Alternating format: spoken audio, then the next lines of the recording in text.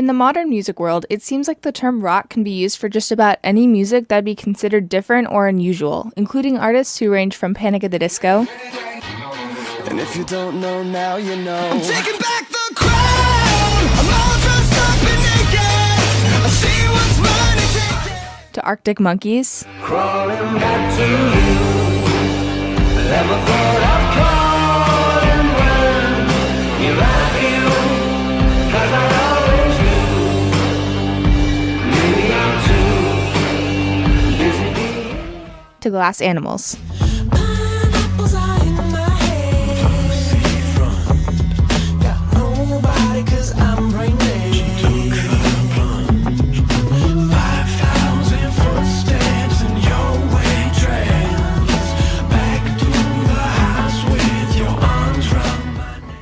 Despite the loose definition of the modern form of the genre, rock music, or rock and roll, is actually a genre of pop music that originated and evolved in the southern United States in the late 1940s and early 1950s, with origins in African American music styles such as gospel, jazz, R&B, and folk.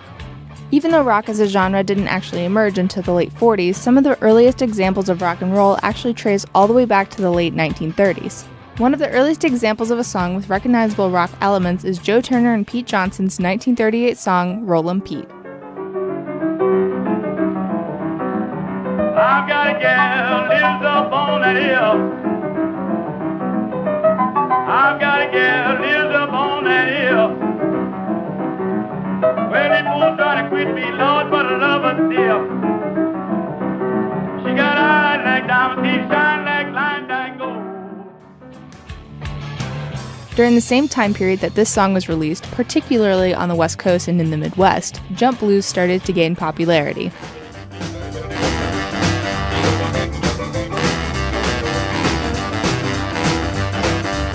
Hello, cats, I just got back.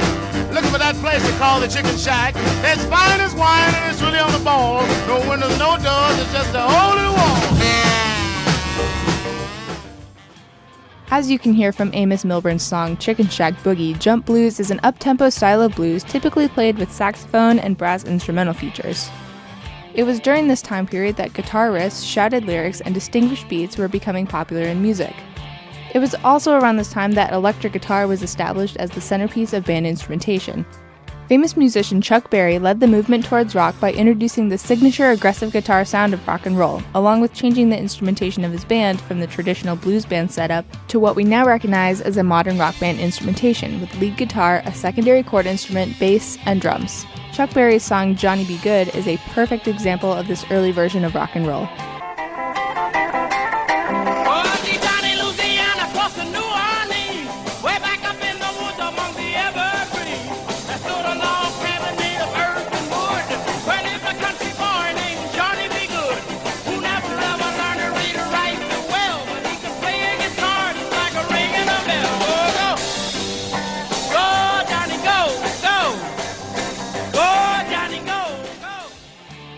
After the entrance of the classic rock band setup, the rock and roll scene began to shift towards what is now known as rockabilly. The term rockabilly is believed to come from artist Bill Flagg, who referred to his music's mix of hillbilly and rock and roll as rockabilly around 1953. Rock in the morning, rock at night. The guitar picker is picking right. He plays it cool, he plays it hot. Stomp your feet with the guitar rock. Well, rock, guitar rock. Yeah, let's rock, guitar rock. Well, rock, rock, rock with the guitar rock. Let's rock now, cat. This style of rock and roll was mainly played and recorded in the mid-1950s by primarily white singers such as Elvis Presley, Johnny Cash, and Jerry Lee Lewis, who drew their inspiration from country music. Probably one of the most commonly known examples of this genre is Elvis Presley's song Hound Dog. You ain't nothing but a hound dog, girl. You're crying all the time. You ain't nothing but a hound dog, girl. Crying all the time. Well, you ain't never caught a rabbit and you ain't no friend of mine. Well, they said you was high class.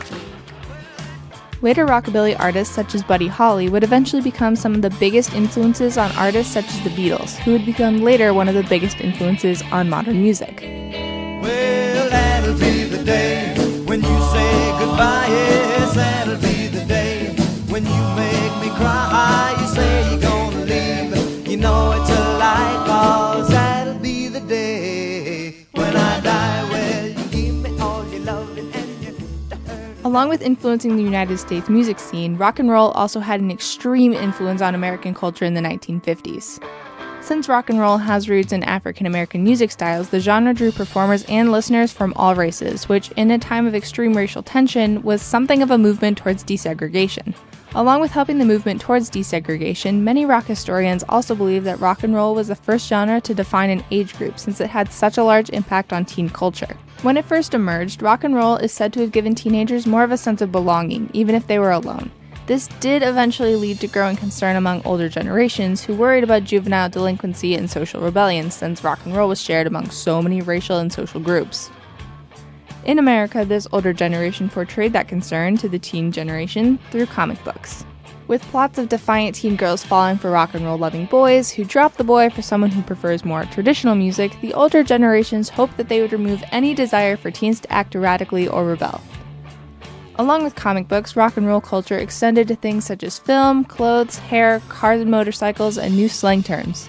It was during this time period that dance moves such as the jitterbug, sock hops, and basement parties gained popularity.